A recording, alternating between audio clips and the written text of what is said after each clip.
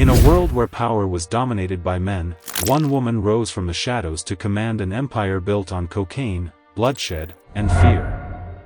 This is the story of Griselda Blanco, a name that struck terror in the hearts of many, a legend in the drug trade, and a mystery wrapped in violence.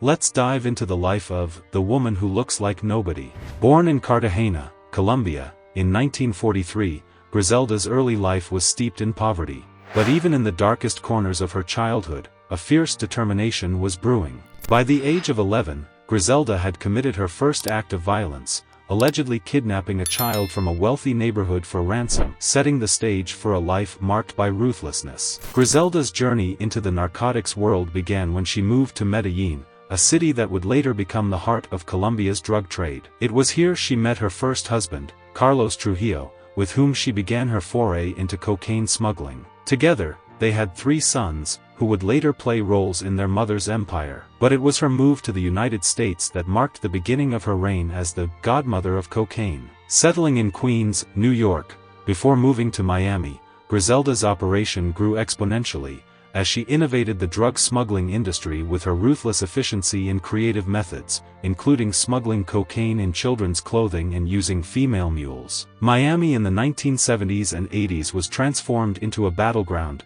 with Griselda at the center of the chaos. The city's sunny streets were overshadowed by the violence of the drug wars, largely fueled by Griselda's operations. Her use of motorcycle assassins became a trademark of her rule, swift, silent, and deadly, eliminating rivals and traitors alike. Griselda's personal life was as tumultuous as her criminal career. Married multiple times, she killed at least one of her husbands in a fit of rage, earning her the nickname, the Black Widow. Her relationships were marred by violence, betrayal, and the constant shadow of death. But even the most powerful empires faced downfall. Griselda's reign came under threat as law enforcement finally caught up with her. After multiple arrests and escapes, she was eventually extradited to the United States in 1985, facing charges that could lead to decades in prison. In a twist befitting her life story, Griselda's time in prison was cut short. Due to technicalities and the unreliability of key witnesses, she was released in 2004 and deported back to Colombia. But the streets that had once bowed to her were now silent,